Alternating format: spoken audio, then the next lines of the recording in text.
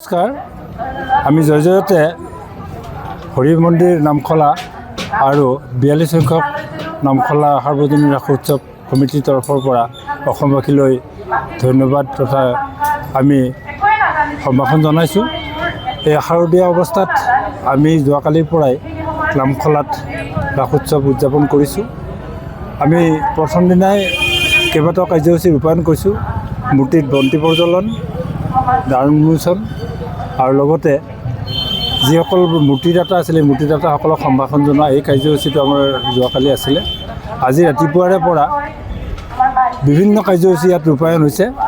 প্ৰথমতে ৰাস মন্দিৰৰ দ্বাৰ উন্মোচন কৰিছে আমাৰ সন্মানীয় বিশিষ্ট শিক্ষাবিদ গৌতম শৰ্মা, তেওঁ মংগলদৈ টাউন হাইস্কুলৰ প্ৰধান শিক্ষক। তাৰপিছতে আমাৰ ধৰ্মধ্বজা উত্তোলন হৈছে। ধৰ্মধ্বজা এইবাৰ উত্তোলন কৰিছে হৰি মন্দিৰ পৰিচালনা সমিতিৰ সভাপতি ফণীধৰ বৰুৱা ডাঙৰীয়াই। তাৰপিছতে আমাৰ জুবিন গাৰ্গৰ শ্ৰদ্ধাঞ্জলি অনুষ্ঠান ইয়াত হৈছে। আমাৰ যদিও আমি উদযাপন কৰিছোঁ, এইখিনিতে আমি উল্লেখ কৰিবই লাগিব যে জুবিন গাৰ্গৰ মৃত্যুৰ কাৰণতে আমাৰ যথেষ্টখিনি ম্লান পৰি আছে। আমাৰ সকলোৱে আচলতে শোকত বিহ্বল হৈ আছে। আমি তাৰ মাজতে আধ্যাত্মিক দিশত আমি গোটেই কাৰ্যসূচীখিনি ৰাখিছোঁ যদিও আমি সকলোৱে ইয়াত বিচাৰি আছোঁ যে জুবিন গাৰ্গৰ যিটো ন্যায়টো আমি সকলোৱে পাব বিচাৰি আছোঁ। আৰু তাৰ কাৰণে আমি ঊৰ্ধ্বতন কৰ্তৃপক্ষলৈ আমি আবেদন জনাইছোঁ, আমি দাবী জনাইছোঁ যে আমি জুবিন গাৰ্গৰ ন্যায়টো আমি পাবই লাগিব। তাৰ লগে লগে আমাৰ ডক্টৰ ভূপেন হাজৰিকা স্মৃতিসৌধত মাল্যাৰ্পণ আৰু বন্তি প্ৰজ্বলন কৰা হৈছে। তেখেতৰ শতবৰ্ষ উদযাপন উপলক্ষে তেখেতৰ আমি স্মৰণ কৰিছোঁ। আৰু লগতে আমি এটা ৰাইজলৈ এটা বাৰ্তা দিব বিচাৰিছোঁ যে সামগ্ৰিক ৰাসটোত আমাৰ 10 দিনীয়াকৈ হ'ব। 10 দিনীয়াকৈ এই অনুষ্ঠানটোত বিশেষভাৱে আমাক সহযোগিতা আগবঢ়াই আছে আমাৰ নামখলা আঞ্চলিক ছাত্ৰ সন্থাৰ সমূহ কৰ্মকৰ্তা বিষয়ববীয়াই আমাক এই ৰাসৰ লগত ওতঃপ্ৰোতভাৱে জড়িত হৈ তেওঁলোকে আমাক সৰ্বত্ৰ প্ৰকাৰে সহায় সহযোগিতা আগবঢ়াইছে।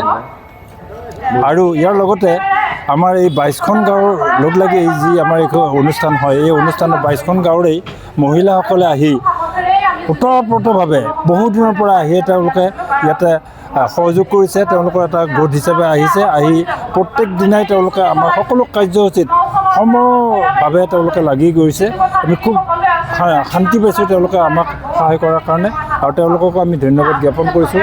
আমি ৰাইজলৈ এতিয়া আবেদন জনাব বিচাৰিছোঁ যে আপোনালোকে আহক, সকলোৱে আহি এই ৰাসটো উপভোগ কৰক। আধ্যাত্মিক ছাইডৰ কথাখিনি আপোনালোকে আহি উপভোগ কৰক। আমাৰ মূৰ্তি ছাইডতো যদি ক'বলৈ যাওঁ, আমাৰ কাৰিকৰী মূৰ্তিও কেইবাটাও আছে।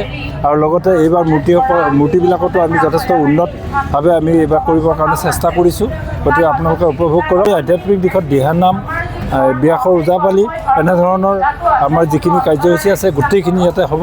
আৰু শেষত আমাৰ হৰি নামেৰে অসমৰ আগশাৰীৰ দুগৰাকী নাগাৰা নামৰ শিল্পী তেওঁলোকে আহি ইয়াতে হৰিনাম পৰিৱেশন কৰি এই ৰাসৰ সামৰণি মৰা হ'ব। ৰাজনৈতিক নেতা বুলি কওঁতে আমাৰ আজিৰ এই অনুষ্ঠানৰ সভাপতিৰ দায়িত্বতে আছে শিৱসাগৰ সমষ্টিৰ সন্মানীয় বিধায়ক ডক্টৰ পৰমানন্দ ৰাজবংশীদেৱ।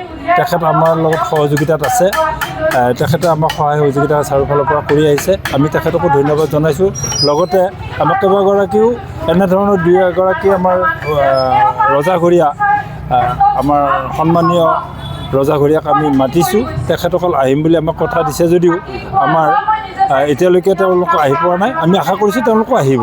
নামখলা শ্ৰী শ্ৰী হৰি মন্দিৰৰ উদ্যোগত আজিৰে পৰা প্ৰায় 10 দিনীয়াকৈ শ্ৰীকৃষ্ণৰ ৰাস মহোৎসৱ আয়োজন কৰা হৈছে। এই ৰাস মহোৎসৱত প্ৰায় বিভিন্ন ঠাইৰ পৰা কেইবা হাজাৰো ব্যক্তিৰ আগমন ঘটিব। তেওঁলোক এই ৰাস মহোৎসৱলৈকে আহিব। আমি নামখলা আঞ্চলিক ছাত্ৰ সন্থা এই ৰাস মহোৎসৱৰ লগত ওতঃপ্ৰোতভাৱে জড়িত হৈ আছোঁ। আমি এই ৰাস মহোৎসৱৰ প্ৰতিগৰাকী বিষয়ববীয়া তথা প্ৰতিগৰাকী সদস্যলৈ যিসকল এই ৰাস মহোৎসৱখনৰ লগত জড়িত হৈ আছে, আৰম্ভণিৰ দিনটোৰ পৰা তেওঁলোকে দিনে নিশাই কষ্ট কৰিছে। প্ৰতিগৰাকী ব্যক্তিক আমি শুভেচ্ছা জ্ঞাপন কৰিছোঁ। লগতে আমি আশা কৰিছোঁ এই ৰাস মহোৎসৱখনি যাতে সফলভাৱে আমি ৰূপায়ণ কৰিব পাৰোঁ, প্ৰতিটো কাৰ্যসূচী যাতে সফলভাৱে সমাপ্ত হয়। তাৰ লগতে মই আপোনালোকক আহ্বান জনাইছোঁ, আপোনালোক সকলোৱে আহক ৰাস মহোৎসৱখনিত, এই নামখলা ৰাস মহোৎসৱত আহি আমাক উৎসাহ জনাওক, আমাক প্ৰেৰণা দিয়ক যাতে আগন্তুক দিনলৈকেও আমি এনেধৰণে এই ৰাস মহোৎসৱখন পাতি যাব পাৰোঁ আৰু এই বৃহত্তৰ নামখলা অঞ্চল, এই বৃহত্তৰ নামখলা অঞ্চলৰ এইটো এটা বৃহত্তৰ সাংস্কৃতিক অনুষ্ঠান, য'ত মানে সকলোৱে আমি লগ হওঁ। প্ৰায় 22খন গাঁও আমি ইয়াতে লগ হওঁ। সকলোৱে লগ হ'লে এটা একতা মিলা প্ৰীতি ঐক্যৰ নিদৰ্শন এই ৰাস মহোৎসৱখনৰ জৰিয়তে দাঙি ধৰা হয়। সেয়ে মই পুনৰবাৰ সকলোকে ধন্যবাদ আৰু কৃতজ্ঞতা প্ৰকাশ কৰিছোঁ আপোনালোকে যি ধৰণে এই অনুষ্ঠানখন আয়োজন কৰিছে। ধন্যবাদ।